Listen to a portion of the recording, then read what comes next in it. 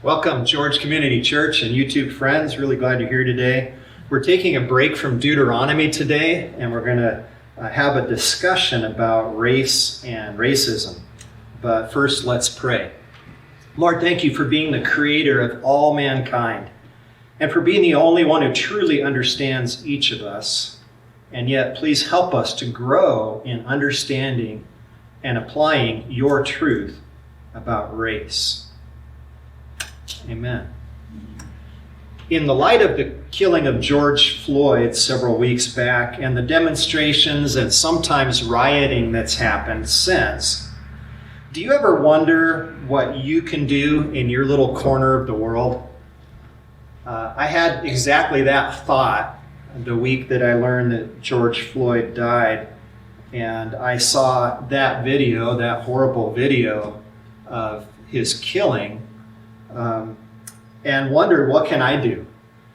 And I had the thought, because there is something in my life outside of the church world that happened where somebody said something horribly racist directly to me just days after George Floyd was killed. And I thought, there has to be something I can do. And usually there's not. Usually there's not something I can do in my little corner of the world about this huge problem that's really a worldwide problem. But I thought, hey, I know Tony Longdrew. I wonder if Tony would be willing to have a conversation with me and this person who said this thing, and maybe this larger group of people that needed some help with that. And what's happened since then, that didn't work out exactly as planned, but Tony and his wife Amy and my wife Rose and I were able to have a talk, and it was really helpful and encouraging. And so we talked about doing it again. And so we did it for their youth group 2 weeks ago. And it was a good time. It was something you could tell the kids were thinking on. Some of them had a lot of interaction about it. Others were more quiet, but all of them, I think, were impacted by that time together. And so wanted to bring Tony and Amy here to do that again. We're calling it a friendly conversation about race. And so this is not meant to be finger pointing or shaming or any of that kind of stuff, but rather it's, especially from these verses I'm going to start off with, it's seeing things from God's perspective, first of all, but then having a conversation about how race and racism affects all of us. So let's read these verses together. This is Acts 17:26. From one man he made every nation of men, that they should inhabit the whole earth, and he determined their appointed times and the boundaries of their lands. That's really important. So if you're going to have a Christian worldview about race and racism, you have to recognize that God is the one who made people and determined that they should spread out into different areas. Let's read from Genesis 9:18 and 19. The sons of Noah who came out of the ark were Shem, Ham, and Japheth. And Ham was the father of Canaan. These three were the sons of Noah, and from them the whole earth was populated. Now that other verse in Acts 17, it said from one man, and I assume it's talking about Adam. But then again with Noah, as the whole world was destroyed in the flood except for Noah and his wife and their three sons and their wives. And then Noah and his wife didn't have any more kids, so the whole rest of the world was populated by Shem and his wife, Ham and his wife, Japheth and his wife. And Genesis chapter 10 explains more about the different people groups and where they went in the world. And so basically, if you're a person who's more Anglo or Caucasian looking, you probably came from Japheth's line. And if you're somebody with a darker skin tone and heritage comes from Africa, you probably came from Ham's line. And if you're Jewish, you definitely came from Shem's line. And then some of the Arab peoples, depending on how they're traced back. And then there's other people groups that aren't covered by what I just said. And so there's been some mixing. There's been some different groups spread around the world. And And as people gather in certain areas, and evidently Shem, Ham, and Japheth looked different from each other a little bit, and then they married women who probably had a lot of genetic variety. So as people gather in certain areas and they are intermarrying in that area, it tends to narrow down genetic variation to where people start to look more and more like each other. And that happens all over the world, and it also happens on our own corner of the world. As in certain areas, people tend to marry amongst their own friends and family, and then it reinforces certain traits. So that's how we understand from God's perspective about race. Now let's look at this. The Origin of Species. That sound familiar to anybody? By Charles Darwin. And look at these words that's in the title page. Preservation of favored races. Darwinism teaches racism. Darwinism says that white people are favored races of people, and that, for example, pygmies are unfavored races, that natural selection did not favor the pygmies, but does favor the white man. And Darwinism has been the basis of racism and racist policies, for example, in Nazi Germany, deciding that some should live and some should die. So this is a harsh, stark point I want to make. If you have racism that you're harboring in your heart, it's not coming from God. Where does your worldview come from? It's coming from Darwin, or it's coming from God, basically. Where does your worldview come from? Where does it really come from? If you're holding on to something and it's not from God, then it's from some other source, whether it's Darwin or some other ungodly idea. Let's read this, Colossians 3:9 through 11. Do not lie to one another, since you have taken off the old self with its practices and have put on the new self, which is being renewed in the knowledge, in the image of its creator. Here there is no Greek or Jew, circumcised or uncircumcised, barbarian, Scythian, slave or free, but Christ is all and in all. So in Christ, are there favored races? That was Darwin's term. Are there favored races in Christ? No, absolutely not. And Roger, would you please read to us from Acts chapter 10? Roger, could you read to us Acts chapter 10, verse 34 to 35? Yep. From right where you are, perfect. Pardon? Go ahead. Opening his mouth, Peter said, I most certainly understand now that God is not one to show partiality, but in every nation the man who fears him and does what is right is welcome to him. Amen. Thank you. So there is no favoritism with God. Did you hear that? No favoritism with God.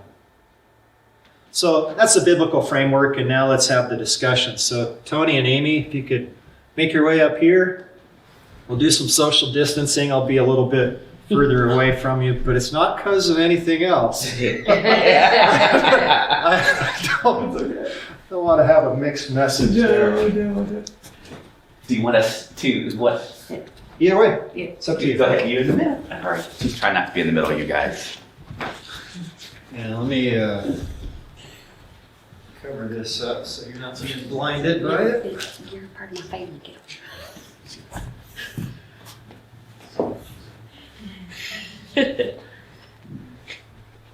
Well, thank you for coming, being part of this again. I've really enjoyed our last two times we've had this conversation, and so we're going to put it on YouTube, and hopefully other people will watch it, and it'll spur some other conversations as well. So, and you've heard these questions before, most of them. I added one at the end of the list, but what is race? Wow. I thought you. So before we even start, I was going to say, you said, and I love it, a friendly conversation on race. And I like that F word, but I like the other F word that says a family conversation on race. Okay. And so thank you, first of all, Pastor, and our family out there that would invite us to have a dialogue like this. So, we were discussing that race is actually a man-made, and as you so explained it, a man-made ideology. Mm-hmm. There's only, as we heard before, one race, and that's the human race. Race, just by that word, can appear even divisive. So I would say it's an ideology of man. Okay. And the first time we talked, I really liked something else you brought in, which is that culture is part of that. Yes. So it's not just about skin color mm-hmm. and the tone and the amount of melanin in somebody's skin. I've seen some very dark people that we would consider whites, and I've seen some very light-skinned people that we would consider African American.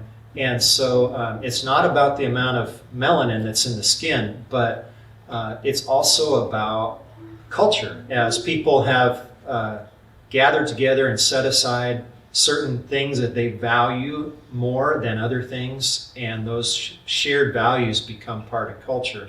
Mm-hmm. So in our country, there is, I don't know if this is the right term or not, but there is a black culture that's in some distinction from majority culture.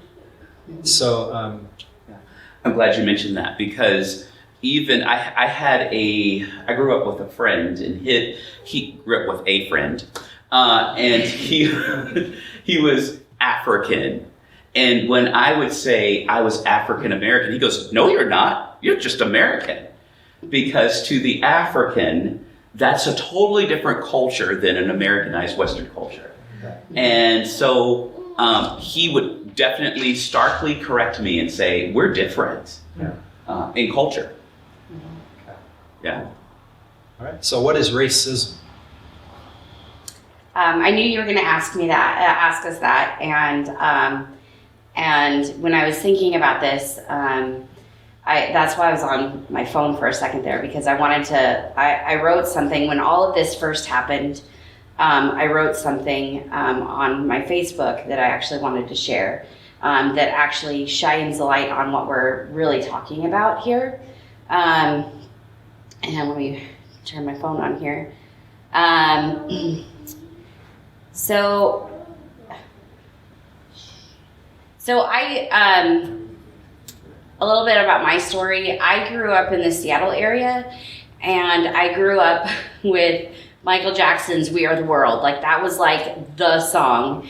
And I don't know if you've ever heard it or not, but, and I grew up, the culture that I grew up in school was all about empathy and celebrating each other's differences. We would have Culture Week, and in the Culture Week, there would be, each class would take a country to learn about, and then they would do dances, and they would do food, and then the last day of the week, all the kids would get to do a tour of the world, and it was all these different foods and different dances and stuff that we got to experience the culture. So that's what I grew up with. And so when I naively, when I fell in love with an incredibly handsome hot chocolate man, I thought everybody was going to be just fine with this. And I remember being a newlywed, and some of that newness had worn off a little bit, and we had an argument. And he walked away to cool off and decided to go on a walk. It's like 10 o'clock at night, maybe. And when he came back, he had this look of terror on his face, only to find out that he'd had a police officer stop him and interrogate him because he was out and about and he fit the description.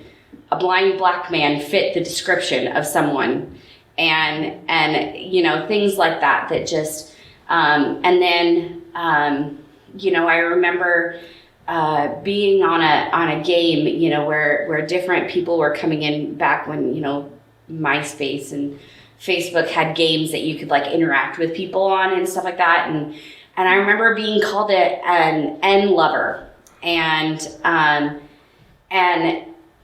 I didn't deal with it very well. I put him in his place not so nicely. And then even more recently, we just moved from an area where my daughter was bullied physically, emotionally, every way, just about every way, because of the color of her skin. She was pushed on the ice, hit her head on the ice, and I got a call in the middle of the day, you need to come pick up your daughter. She needs to be checked out by a doctor. And then to find out she had to apologize to her bully, and then was given a Martin Luther King Jr. book. That was it. And as a mother, I was furious. How dare you make my daughter apologize to her bully for being black, basically, and then being said, you need to learn about your history. Here's a book. Excuse me? No, he needs that book because he needs to learn that my daughter is beautiful. That's what racism is. Thank you. Thanks for sharing some of those stories. I know they're painful. And that really answers the next question I had on the list was, have you ever been targeted because of your race or appearance? And those are a couple definite examples that shared for both of you. So I see my wife looking at me, and I think that she already pretty much spoke to that. Definitely. Sorry. No. She told your story. Hey. I've heard Tony's story before. I didn't know it was that same, the first week of your marriage. Yeah, well, we were newlyweds. It was within a couple of months. Wow. Yeah. That's amazing. Yeah. Okay, so you mentioned the N word. Is it ever okay to use the N word? Do you want to answer that? I mean, you can answer. Is it ever okay to use the N word? It's not a rhetorical question. You guys can answer that one. No. But you know, the other thing with that as well. I had friends who called their children, their babies, That word. Yeah. That word. and it was very endearing. It was just like, I thought, you know, and I really didn't think about it that much. I just thought that's what they called our little babies. And when I repeated that in a private conversation to my sister, she was outraged. And it's not like something I would say, but I realized that it's probably something that a black person could say about themselves or their children, but I was probably not free to say it. Okay. Thank you for sharing that.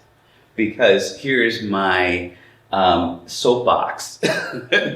It is not okay, at least in my opinion, for even a black person to say that to another black person, because of the double message it sends to other people that, hey, you call yourselves that, so that's okay to call you. And it just like, and I talked to Brian about this, you know, you've heard this term, and it's a new term now called white privilege. And I don't like that just as much as I don't like the N-word. Now, some would say, yes, we do have privilege. But however, what about those who I've gotten to see in my office who I consider not having more privilege than I do? Life's dealt them the same hand it's dealt me. And so just like I believe that calling the N-word from one black person to another black person is shaming, I believe that adopting this notion that because I'm white, I have privilege. And you didn't think you're going to hear that from me, did you? So now I tricked you. No, it is a shaming term, and then we tend to act like what we call ourselves. Mhm. That's that self-talk that we talk about, that self-fulfilling talk. That's why the Lord said, if whatever is above, heavenly, whatever those things are, think of those things, because as we think heavenward, we think of our things, we think of our person in light of what Jesus calls us. And so that's why when we think or we talk those words and speak those words over us, we begin to act like those words. And one of the things that is Thank you for sharing.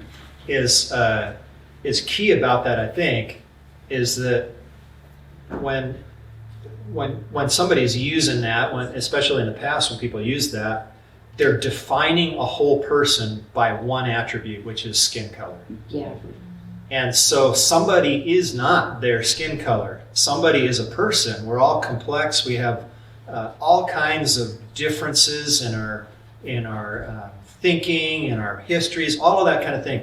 And so to sum somebody up, and especially a whole group of people, sum them all up just by one attribute, which is skin color, is so grossly unfair and disrespectful.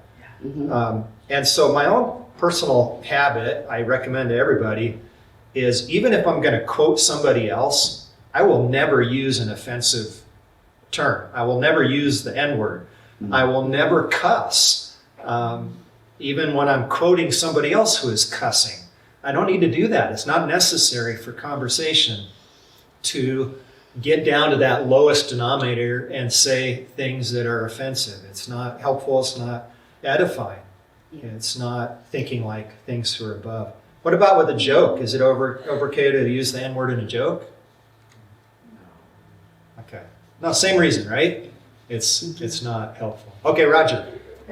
Getting back to one of the comments you made and talking about the profiling that Tony went through,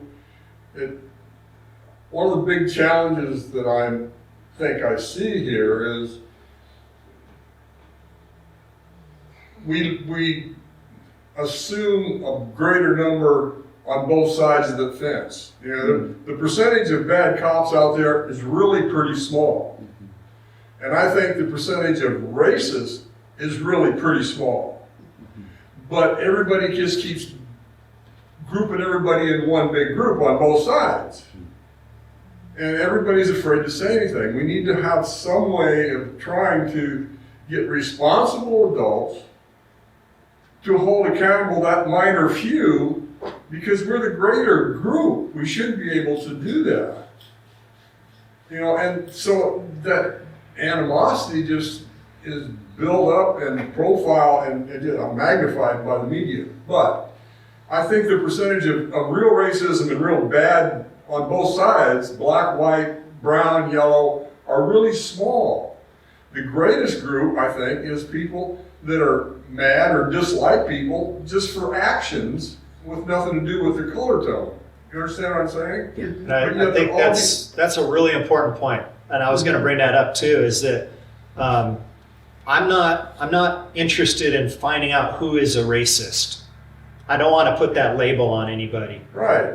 But the person that sparked all of this for me personally was somebody who said, I don't have a racist bone in my body.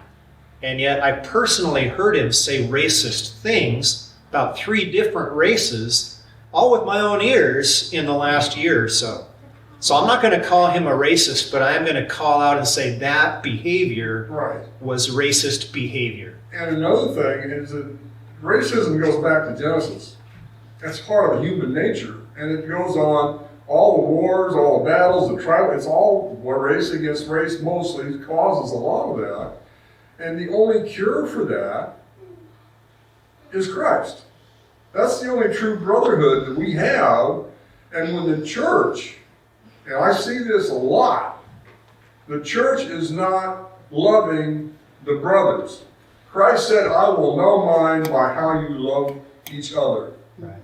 And when black churches and white churches and brown churches aren't being able to mix together and love like we do, Tony, you're part of our family, and we don't care what color you are. You know, we're all holy on the inside because of Christ, and I love you. Just pure and simple. Yeah. I love to hear you speak. Yeah. And that needs to be expressed by the church. And that's where it's all going to have to start. We have to encourage each other to love one another as Christ loved us, as He commanded us to love each other. And I think that can spread in a time where we're looking at persecution starting to ramp up. We have to be that church of the first century where persecution spread Christianity. It didn't bottle it up.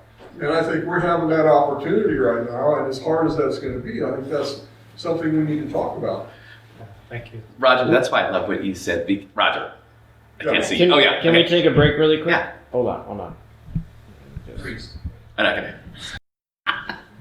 Okay, go right ahead. Keep on going. I love what you said. This is a dialogue, not a monologue. And I love the way, I love your feedback on this. And yes, ever since day one, ever since Brian said, hey, could you speak up at George?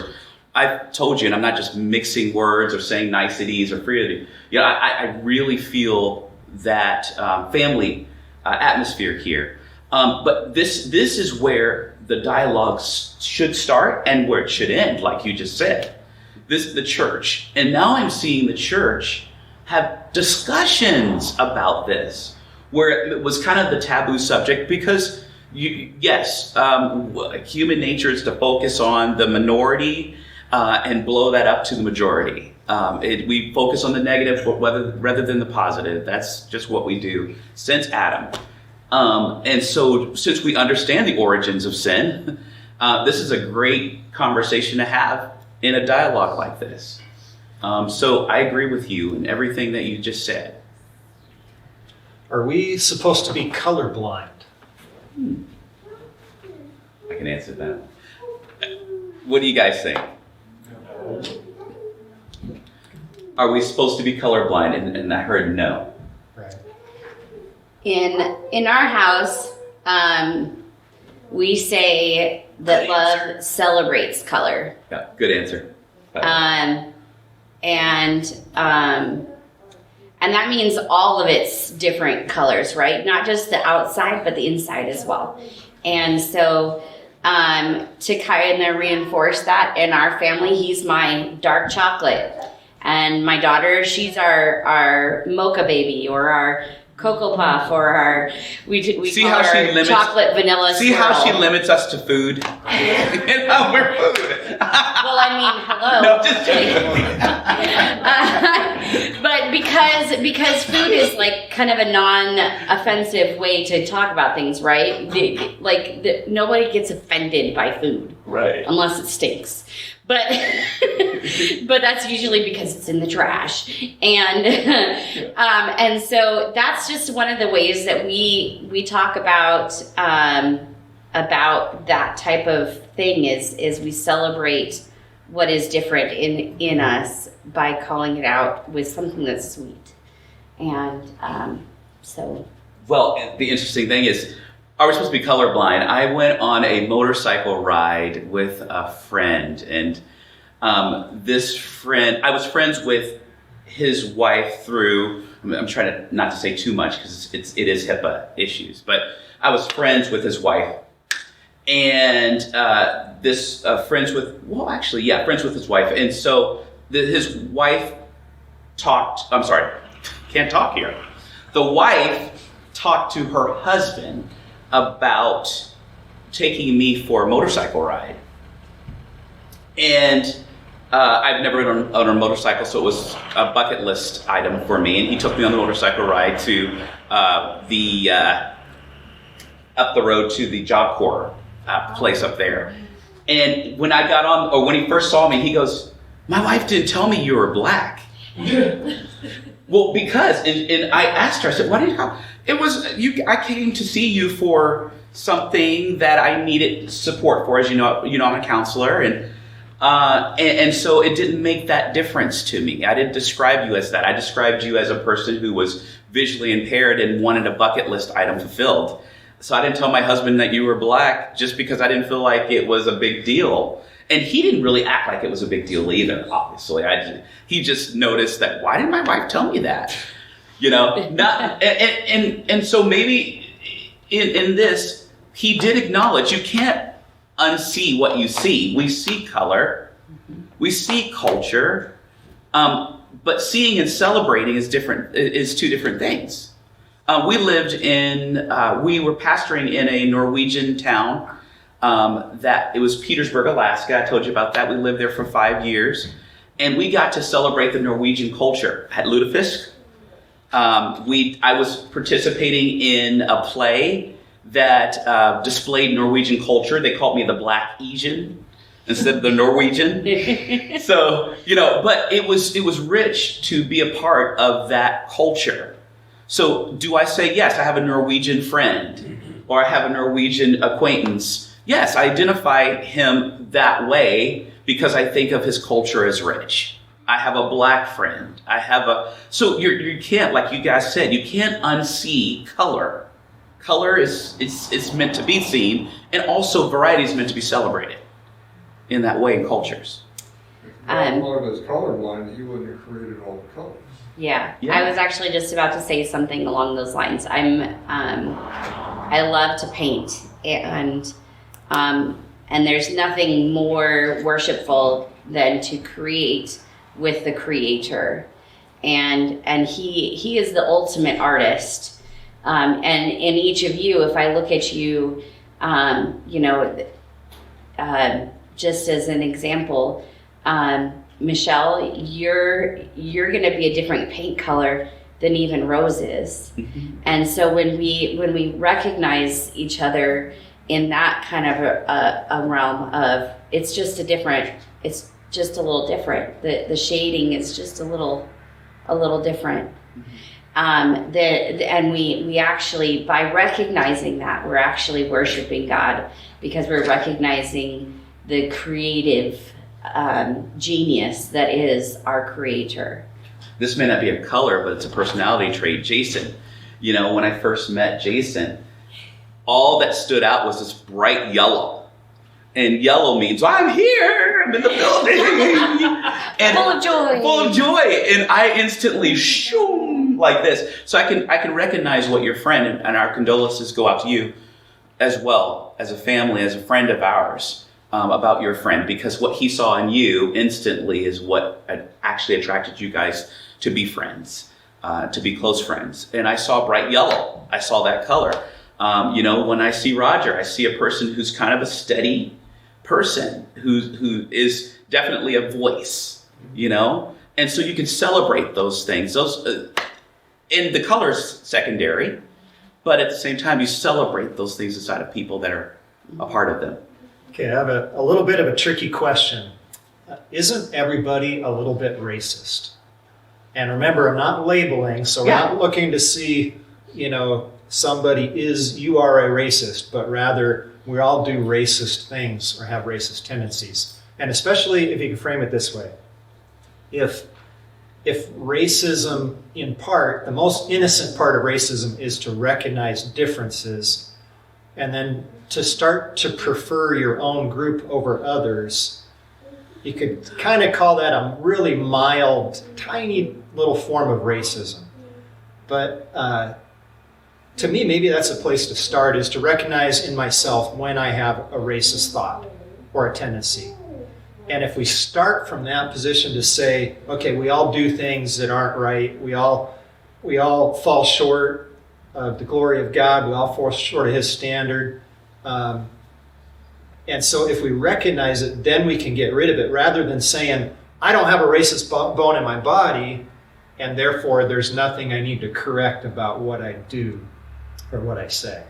Okay, that's a really long, convoluted question. But isn't everybody a little racist? You want to answer it Sure. first? And I'll follow up. Okay.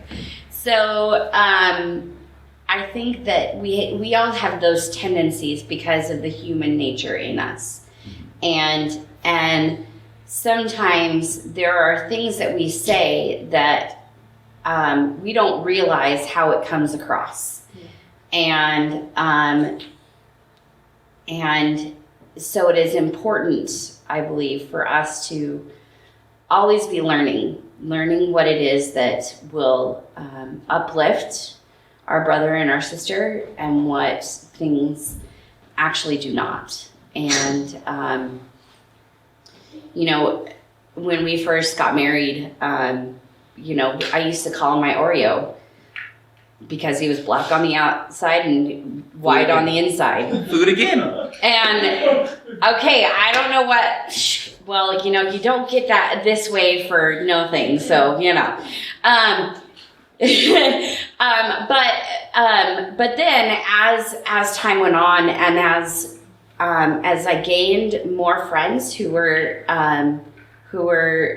of African descent, I realized that was actually not building him up as the person that he is.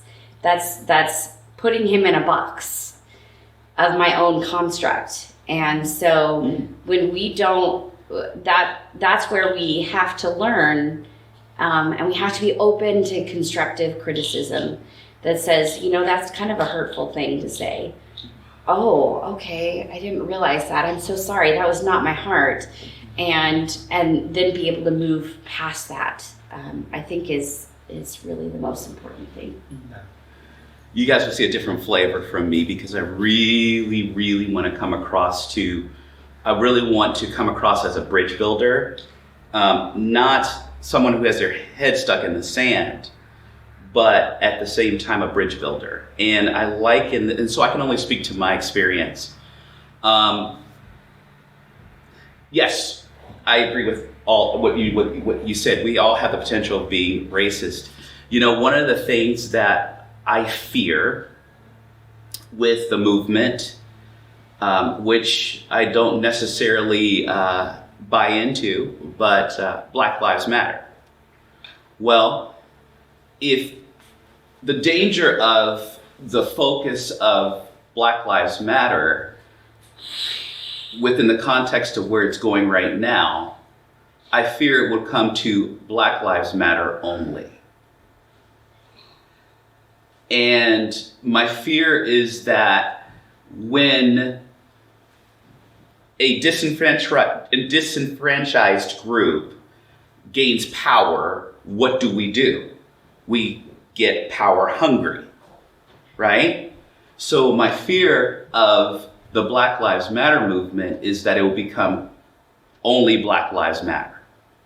It's human nature. And that is where we cross over into racism. Because a racist thought says, now I'm more and you're less. Now I'm entitled and you're not. And it begins to grow from there. So if you could guide that group, I mean, I know they're an unofficial organization, there's always beliefs. Mm-hmm. Most of us probably believe 3 of them are good. Okay. But, yeah, what would be your wish that they would shoot for? I would wish this. Take a page out of Martin Luther King. It's page. Let's go back there. You know, interesting enough, I never saw Jesus fight battle in the flesh. He fought battles on his knees. He was a miracle-working God. He was God and man. But yet, he didn't allow his anger to become sin. He was righteously angry. But what he did in his anger was he built bridges. In his Godhead, he built bridges, I should say. And so what I would hope for Black Lives Matter is that they would invest in the resources that are missing in the Black community. Let's start at home first and then build, but build to inclusion. What does Martin Luther King says? He said, judge a man by the content of his character, Yeah. not by the color of his skin.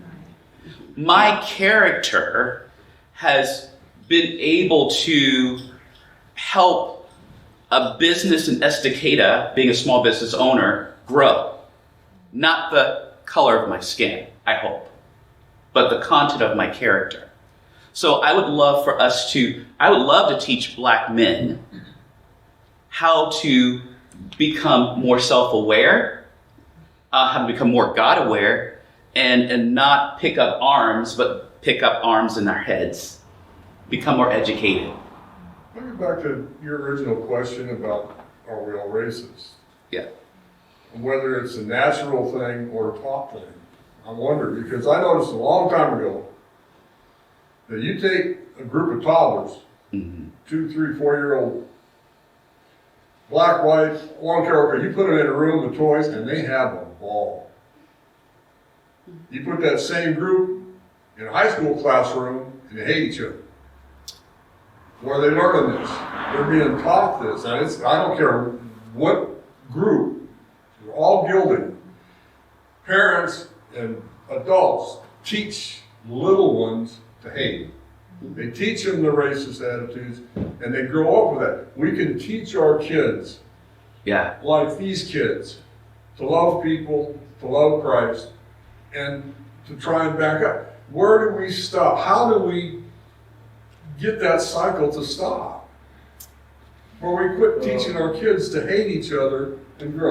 By instead of, because you fear what you don't understand. Yes. You fear what you don't know, and so they see somebody who visually looks different than they are, and so they're, they don't know. So that a reaction some people have is fear. But we can teach to celebrate those differences and celebrate that really, we're all people. And I guess that's my thought. I think we get a lot of stereotype too from the media, and that plays a huge factor into it. And all of a sudden now you're like seeing one race and whatever in some other city, and it's like, whoa, wow, that must be in all cities. They must all be like that. And so that's where you get the stereotype. In reality, yeah. And my fear about that, Jason, is that my fear about that is that my 10-year-old daughter has this now. My 10-year-old daughter has more access to the world than we had growing up. And you're right. We fear what we don't know. But I had kids come up to me and ask me, "Why is your skin so dark?" And it was an innocent question, and I would answer it and say, "See, we have different cultures." And a kid will just, "Oh, I didn't know that." Their minds are still pliable for that. But yeah. The other thing that we as Christians need to keep in mind is these adults that are teaching these things, many, many, many times they have trauma in their past from a certain people group that is informing their behavior now. Sure. And so what do you call that again, honey? Transference? Transference. So they have this negative transference that is then making them decide that an entire people group, because of that one trauma, is bad, and then they're passing that on, and that's on both sides. Yeah. Many of the people that are loud voices, even in Estacada, that are angry and are speaking out about these things, they have trauma. And as Christians, we need to remember that, and we need to be praying into that God would heal, and that God would transform their thought patterns, because He is that type of a God that can do that. Sure. I love that you said that, Amy, because I keep all through this, I just keep thinking about Jason's grandpa, who was a World War II hero. Yeah. He was on the beaches of Iwo Jima. Yeah. Did not like Japanese people. Yeah. But he was an awesome man and a hero. Yeah. Yeah. But it was that trauma. It was the trauma. He never did get over it. Yeah. Yeah. I have a piggyback question for this. So a couple of different times, people, again in my hearing, have reported that that minorities, and in some cases, one it was talking about African Americans, another in a different group, but minorities are friendly and respectful as individuals, but not so when in a group. And so that might touch on the trauma that you're just talking about. But what makes the difference when somebody who's a minority and the majority culture person's interaction with that minority is very positive, but when the minority becomes a majority in a specific situation, is there a change, and why? Why is there a change sometimes? First of all, it's very hard to swim upstream. We have this term in psychology called groupthink. And we look at the high school bully, and the high school bully picks on that one person, but when that bully has tons of friends around them to support him, he becomes much bigger because of that groupthink.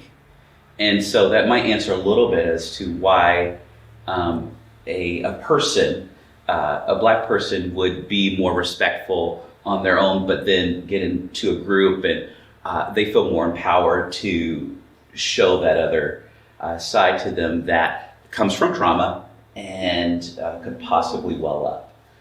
So it's that group thing, and every group has it. I learned this the way that mobs work in my small groups dynamics class in college, in my master's program, and it's very interesting how that thing does happen. Yeah. Now, I have an experience I'd like to share. When we were missionaries in Guyana, and my family, we were less than, our skin color, our group was less than 1% of the population.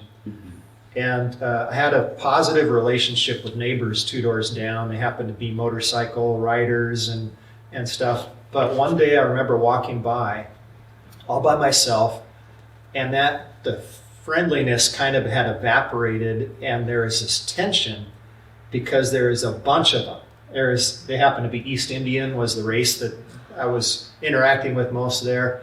Now it wasn't just one guy I was saying hi to, it was like 8 of them, and there was this tension as I had to walk past this driveway. I felt a little scared.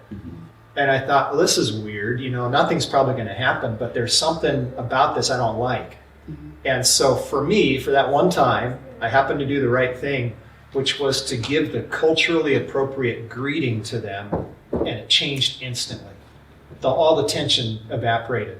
So I said, "Good afternoon," which is a greeting that you're supposed to give in the Caribbean like that. And I said, "Good afternoon." And right away, their scowls turned to smiles. And they said, "Yeah, good afternoon, brother. All right, all right." And it was amazing. Just those 2 words changed the whole dynamic of that tense situation. Yes.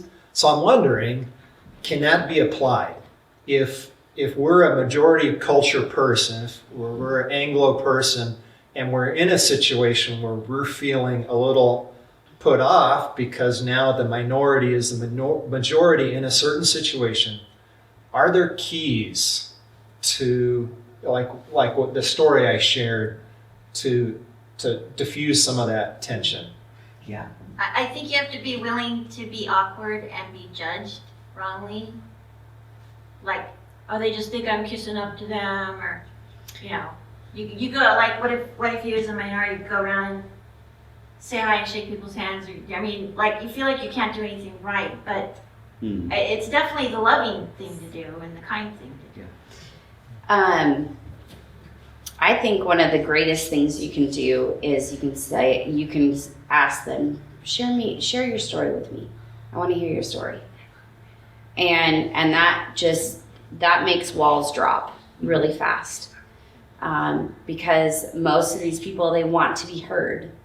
And maybe one-on-one they're not being heard, and so they join the mob so that they can be heard collectively.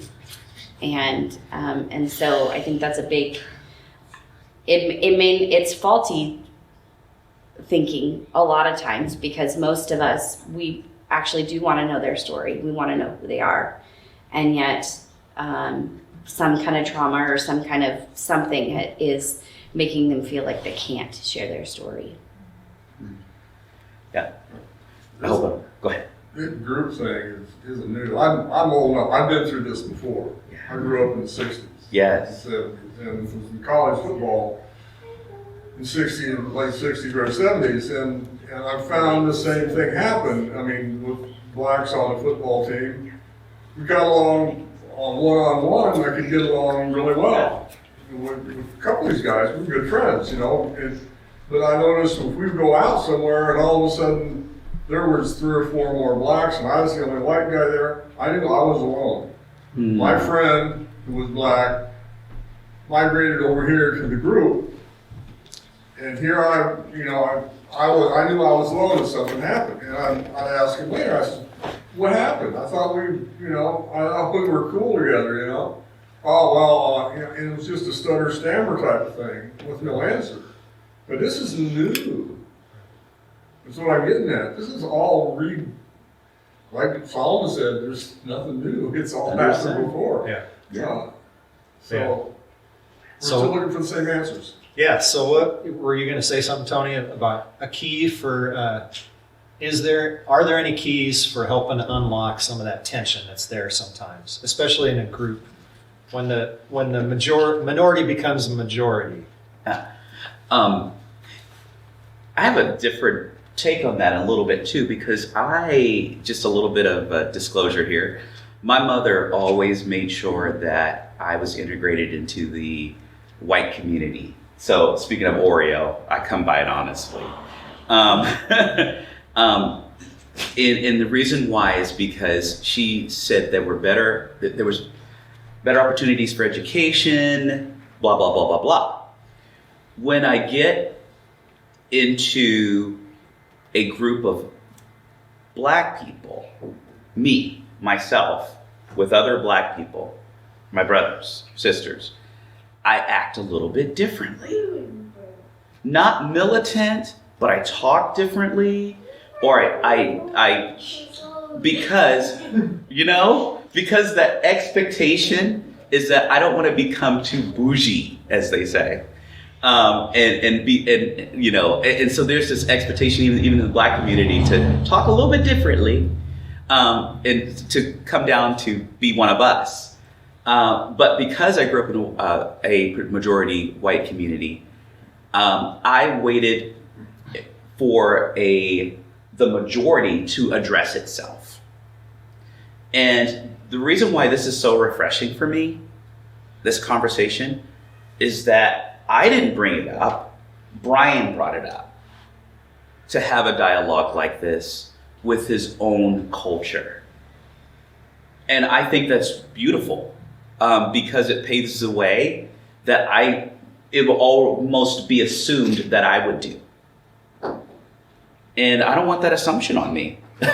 One of the things, and might be getting off topic, but a friend of mine tried so hard to relate to me, and bless his heart, he came up and said, "What you doing, dude?" I'm like, "What?"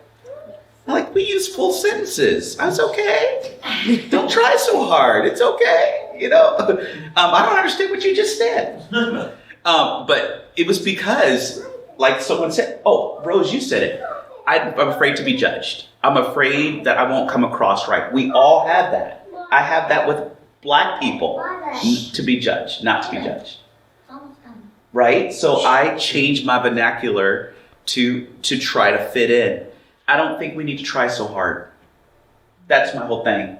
I don't think we need to try so hard. The more we try so hard, the more awkward it gets. Be yourself. Be yourself. You have Christ living in you, the hope of glory that can transcend every culture group. Be yourself. Okay, can I stop you really quick? Yeah. Okay, there we go. Keep going. All right. So when you're saying be yourself, though, what about when you're be yourself and you're growing up in that society where myself is to be racist like that, You get people like that, that are growing up being yourself. So how do you get that to get them to change? That's a really good question. Time, Yes. Are you talking? The only perspective I can talk from is the same one as you, brother, Christ-centered. Right. So again, I have had many encounters with. Okay, so one in Hefner. I went to go buy some groceries, and this guy, every time I went to the store, he would talk. Did I tell you that? Yeah. Mm-hmm. He would talk down to me. He would just literally be enraged that I was in the building. Oh. And so after 3 or 4 times of buying groceries, my friend, who is white, said, "He doesn't like you." And I said, "Why?" He goes, "I know his family. His family's racist. His family comes from a long time with it." So what I did was I decided, I'm the pastor in town. I love to be the first ones at meetings. You know why? Because I get to influence the room. If I'm the first one, I get to influence. So I'm going to be the first one to approach him. So I went to him, and I didn't come stereotypical. I said, hey, I came Christian, Christ follower. I said, hey, I just want to know, one thing I hate to do is offend my brother. And if I offended you in any type of way, I want to apologize to you. I did not mean to apologize. Or I didn't mean to apologize. I didn't mean to say, I'm sorry, my blood sugar is going low, so I'm starting to talk. So I didn't mean to offend you. And he said, well, if you offended me, you would know about it. I said, okay. I just wanted to know because I don't want to do anything to offend you. And I left it alone. The next day, I went in there. He said hi to me. The following day, he said hi to me. Then I saw him in the store with his family, and he brought his family up to greet me and to meet me. And it was because I'm not going to go there. I'm not going to try to change your mind. I'm going to just be me. And you can either accept that or you don't. But I'm not going to give him any cause to further his hatred. I got one question for all of them. How can we encourage a greater mix? Not just Tony by himself, but a greater mix of people to be able to do this, to sit and to talk and to explain both sides of this fence where we don't end up in an argument, but we can encourage each other to keep it, speak your mind, and be honest and open, and be able to interact together and say, I'm wrong here, I'm wrong there, you're wrong here, you're wrong. How can we do that and get people to do this? Roger, I want to speak to you. You said you were, and I'm not an ageist. I'm never an ageist. I believe that, but I'm going to bring it up for this because you did. You said you have lived through the 60s, right? Yeah. For you to ask that question right now is absolutely amazing. Because usually, if you live through the 60s, the branding is you're stuck in your ways. Yeah. Or what? The branding is if you've lived through the 60s and you're an older person, a boomer, you're stuck in your ways. And that's the branding. That's the untruth. That's not the truth, as you just displayed. You're not stuck in your ways. And for you to ask a question like that shows me already that, you know what, we can go further from here. We can have dialogue like this. Because you asked that question. So it starts with that question. From you. And for me, I think that this is much more effective than marches and sign holding. Absolutely. Yes. and Yep. drawn up sides and all that kind of stuff. And so I would love to see more of this happen. And I can't speak for my friends Tony and Amy, but I think they would be willing to have this conversation again in another venue. As long as they get to talk. If you guys, yeah. So if you guys have circles of friends that you would like to sponsor something like this, we'd be happy to participate. Yeah. And I think this is the way to make things move forward. Yeah. Is a conversation at a time, group of people at a time, individual at a time, saying, okay, it's not what I thought, it's this other thing. And especially with the foundation of Christ that we all share and you all share, that gives us a place to go because we know that we are one in Christ. So I'd really like to have that keep going. And but for sake of time, so some people I know have to go and all that. So I'd like to draw it to a close. I'd like to pray, and then we're going to do one final song. It's going to be on the screen. But let me pray, and you guys just stay where you are. I'm going to get behind you and pray for you, if I may, please. Father, thank you so much for this time together. Thank you for my friends, Tony and Amy. Thank you. Actually, it was really the first time I talked to Amy was when we had this conversation the first time. Yeah. And I had no idea what she thought or what she was like. I could tell by her marriage choice that that meant something, but I didn't know fully what it meant. I still don't.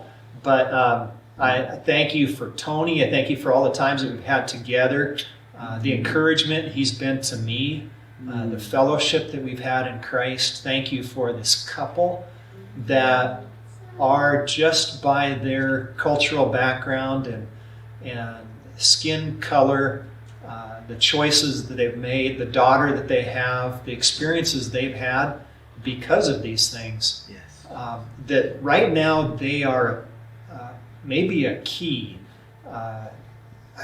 to helping more and more groups talk about this really important topic right now at a really important time, at a pivotal time in our culture, in our community, in our country, around the world, Lord. And I pray that this kind of conversation would take place more and more through each of us, through us in particular, for other folks like us, that you've stirred their heart to say, hey, this is enough. No more of this stuff. Let's get past it. We are followers of Christ. That's our identity. It's not what color our skin is. And please help us, Lord, to live that way, truly, in Jesus' name. Amen. Amen. Bless you guys. Thank you so much. Thank you.